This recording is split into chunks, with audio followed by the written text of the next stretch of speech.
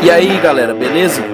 Hoje nós vamos tratar de um assunto de extrema importância para a saúde pública no Brasil e no mundo, que acomete muitas mulheres, sendo inclusive a maior causa de morte por câncer em mulheres no Brasil. Nós vamos falar hoje sobre o câncer de mama.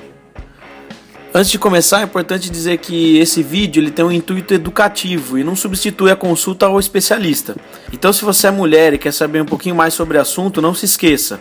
Apenas o seu médico pode dar o diagnóstico e orientá-la corretamente, beleza? Agora, se você é aluno da área de saúde ou é um curioso, toma aquele cafezinho e se prepara para saber tudo sobre o câncer de mama. Começando pela definição, o Robbins traz que o câncer de mama é causado por alterações genéticas que levam à proliferação maligna das células epiteliais. É importante frisar isso porque nós vamos ver que 95% das malignidades de mama são adenocarcinomas. E essa proliferação ela acontece ao redor dos lóbulos ou ductos mamários, tendo como causas fatores hereditários, ambientais ou fisiológicos. E para o desenvolvimento de um tumor é importante lembrar lá do conceito básico que a gente vê nas aulas de carcinogênese, que envolve as alterações no ciclo celular normal. Não é o assunto da aula revisar a carcinogênese, mas eu coloquei aqui que nós temos alterações no crescimento das células de forma anormal, ou então no mecanismo de apoptose.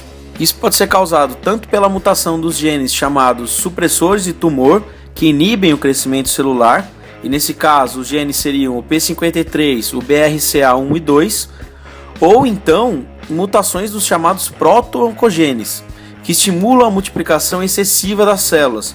E aí o representante que a gente tem para o câncer de mama é o SERPB2. E na classificação, como eu já disse, 95% são adenocarcinomas. Eles podem ser separados ainda em tumores in situ e invasivos. Nos tumores in situ, nós temos o ductal e o lobular. É fundamental ressaltar que alguns autores consideram os in situ como precursores dos tumores invasivos, enquanto outros autores consideram eles como marcadores. O assunto ainda é meio controverso e por isso ele é pouco abordado em provas de residência, não sendo portanto o alvo desse vídeo. Já os invasivos eles podem ser de vários tipos, sendo que o principal é do tipo ductal, seguido de lobular, medular, inflamatório e até mesmo de Paget ou Page. É legal também lembrar que no inflamatório é aquele que tem um aspecto de podorrange, que é a casca de laranja na mama. Quanto à epidemiologia, ele é a maior causa de morte por câncer em mulheres. É o tipo mais comum de câncer em mulheres depois do câncer de pele não melanoma, raro abaixo dos 35, com aumento da incidência após os 45 anos. E o INCA estimou que em 2016 haverão 57.960 casos novos no Brasil. Já os fatores de risco, alguns livros separam entre fatores hormonais e genéticos. Eu citei aqui os principais, sendo que o sexo é o principal, já que o câncer de mama acomete só 1% de homens. A idade, como eu já falei, é acima de 40 anos, a menarca precoce, ou seja, meninas que menstruam antes dos 11 anos de idade, elas têm um aumento na incidência em 20% do câncer de mama. A menopausa tardia, a idade do primeiro parto vivo, ou seja, mulheres que tiveram um parto antes dos 20 anos têm uma diminuição na incidência em 50% quando comparados com outras mulheres. Parência de primeiro grau com câncer de mama, nuliparidade, exposição ao estrógeno, e aí aqui eu destaquei a terapia de reposição hormonal oral e anticonceptivos orais, apesar disso ainda permanecer um pouco controverso, a densidade mamária, quanto maior a densidade, maior o risco, a exposição à radiação, mutações no gene BRCA1 e 2 e a relação entre dieta e obesidade. Alguns estudos falharam quando tentaram relacionar alimentos específicos ao câncer de mama. No entanto, a gente sabe que o café é um fator protetor e que a obesidade antes dos 40 anos ela é protetora, mas que após a menopausa passa a ser um fator de risco. Eu separei também aqui alguns fatores que não são associados ao câncer de mama, entre eles a fibrose, amartomas, ectasia ductal, cistos, mastite e fibroadenoma.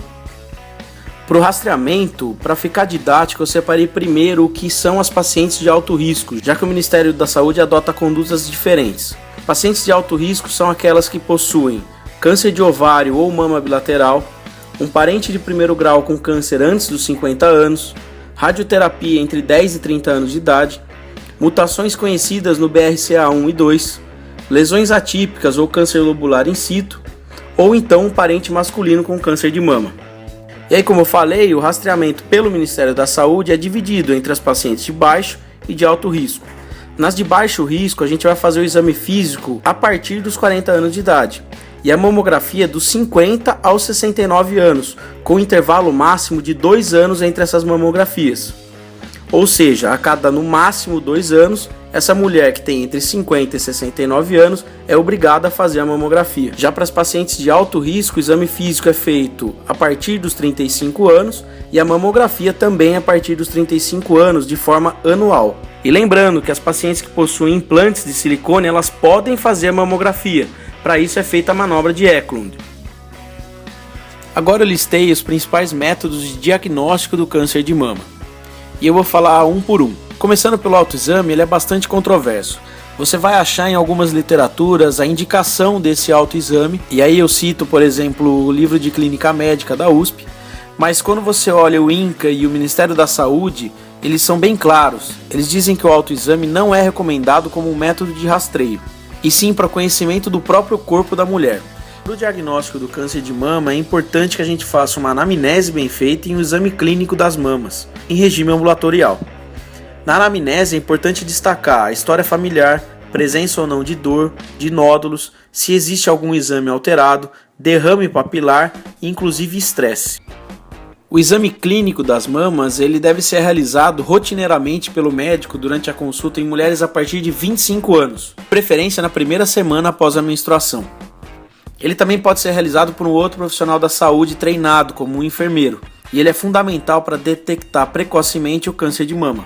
Para o exame físico, com a paciente em pé, nós vamos realizar inspeção estática, dinâmica e palpação de axilas e regiões supraclaviculares. Nós vamos buscar assimetria, abaulamentos, presença de edema, retrações, aspecto da areola e das papilas, em busca de áreas de ulceração ou eczemas. Na inspeção dinâmica, a gente solicita que a mulher eleve os braços lentamente acima da cabeça, buscando salientar algum tipo de abaulamento ou retração. Em seguida, você pede para que a mulher coloque os braços na cintura e aperte, para que através da compressão dos músculos peitorais a gente consiga evidenciar também abaulamento e retração. E não esquecer depois de palpar a axila e região supraclavicular, buscando detectar linfonodos. Já a palpação do tecido mamário é feita com a mulher em decúbito dorsal, então ela tem que estar confortavelmente deitada e com as duas mãos sobre a cabeça. E usando a técnica de dedilhamento, o médico vai procurar identificar os nódulos suspeitos, para em seguida realizar a palpação mais profunda utilizando as polpas digitais. E não se esqueça também de fazer a expressão do mamilo. O ultrassom geralmente ele é reservado para as pacientes mais jovens, e a vantagem dele é que você consegue diferenciar nódulo sólido de cístico, e também pode ser utilizado para mamas mais densas. Quanto aos possíveis achados no ultrassom, é bom a gente saber pelo menos o básico. Então os achados que sugerem alguma coisa benigna são aquelas imagens com nódulos hipoecóicos ou anecóicos, que são bem delimitados, geralmente ovalados e que possuem uma sombra que é lateral. Já os achados que sugerem uma malignidade são ecos heterogêneos, contornos irregulares e sombra acústica posterior. A mamografia, como a gente já viu, é o principal método de rastreamento por câncer de mama. Ela é feita em incidência crânio-caudal e oblíqua média lateral, utilizada para detectar e avaliar aqueles nódulos palpáveis, para o rastreio de lesões subclínicas, e é a única que detecta microcalcificações. Os achados da mamografia que sugerem um nódulo benigno são aqueles que têm limites bem definidos e imagem em pipoca. Essa imagem em pipoca, se você colocar no Google, é interessante de ver. Parece mesmo uma pipoca na imagem, o nódulo, mas você percebe que os limites dele são muito bem definidos. Ao contrário do que nós vamos ver no maligno, que tem espículas e parece uma estrela. No maligno, os limites são mal definidos, a imagem é espiculada ou estrelada, os contornos irregulares, presença ou não de microcalcificações agrupadas pleomórficas, isso sugere malignidade, densidades assimétricas e linfonodos sem radiotransparência central. Presta atenção nesse microcalcificações agrupadas pleomórficas. Muitas provas de residência colocam isso como um indício para que você sugira o diagnóstico de um câncer de mama. A punção aspirativa por agulha fina ela é feita em regime ambulatorial, você pode fazer no seu consultório. E ela seria, teoricamente, o primeiro exame para um nódulo palpável. Você consegue diferenciar o nódulo cístico de sólido, mas não diferencia o câncer que era in situ do invasivo.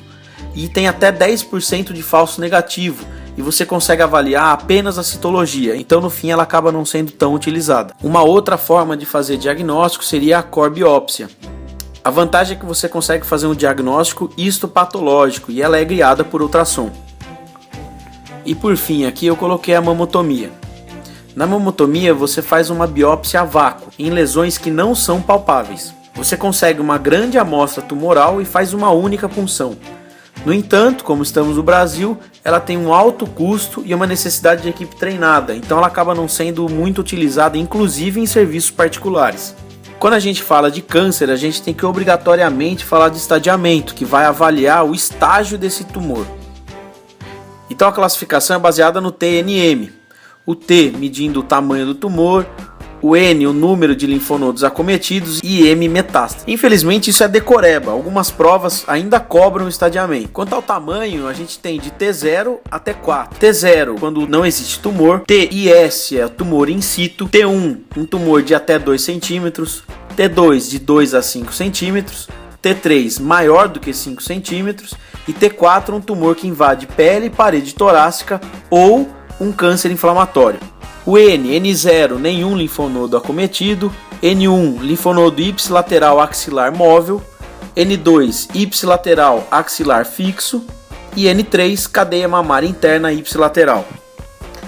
E por fim o M0 quando a gente não tem metástase e M1, metástase à distância, axila contralateral. O tratamento e a abordagem vão depender de algumas condições. Então eu separei aqui o tratamento do tumor in situ e do infiltrativo. No in situ, a gente não tem a abordagem axilar. O tratamento é, portanto, conservador e nós vamos ver como que é esse tratamento conservador. Você faz a segmentectomia ou a quadrantectomia seguida de radioterapia. Já para o infiltrativo, nós temos uma abordagem axilar, seguido de uma quimioterapia, mais o tratamento conservador ou radical. Eu vou explicar com detalhes mais à frente. Então, como eu já havia dito, o tratamento conservador a gente não tem uma abordagem axilar. Ele é reservado para tumores in situ ou tumores infiltrativos que têm um tamanho menor do que 20% da mama. Para esses casos, nós vamos fazer a segmentectomia ou quadrantectomia seguida da radioterapia adjuvante. Já na abordagem radical, nós vamos fazer a abordagem axilar para tumores que sejam maiores do que 20% da mama ou multicêntrico. A abordagem de escolha é a mastectomia mais o esvaziamento axilar. Aí eu separei aqui os tipos de mastectomia que são disponíveis. A simples, que não tem esvaziamento axilar, pega apenas a mama e a pele.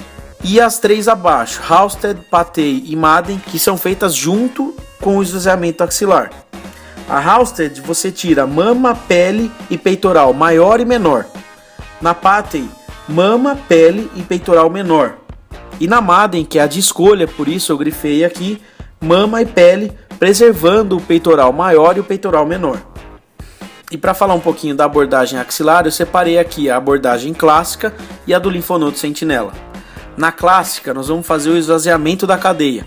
As indicações de clássica são axila comprometida, tumor multicêntrico ou linfonodo sentinela positivo. Para linfonodo sentinela, a gente usa isosulfan, Tecnício 99 e azul patente. Eles são injetados no tumor e você mede o sinal para detectar o linfonodo. Então esse linfonodo passa por uma avaliação do patologista que indica ou não a retirada da cadeia axilar. Para tentar resumir o tratamento de um modo mais fácil, eu fiz esse esquema. Se o tumor é do tipo infiltrante, mas tem menos de 20% do tamanho da mama, nós vamos fazer a segmentectomia ou a quadrantectomia, que seria uma abordagem conservadora, sem o esvaziamento axilar, portanto, mais a radioterapia adjuvante. Por outro lado, se ele é um tumor infiltrante que tem um tamanho maior de 20% da mama ou é do tipo multicêntrico, nós vamos fazer a quimioterapia mais a abordagem radical, que seria igual a uma mastectomia à Madden, mais o esvaziamento axilar. Esse esvaziamento axilar, como eu acabei de falar, pode ser do tipo clássico ou linfonodo sentinela.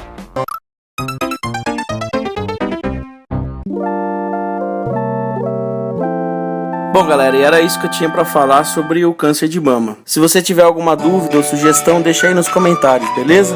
E não se esqueça de curtir o vídeo e se inscrever no nosso canal. Para quem não sabe, a gente também tem uma página no Facebook onde eu coloco algumas novidades e notícias de medicina. e espero que vocês tenham gostado, beleza? Valeu, um abraço.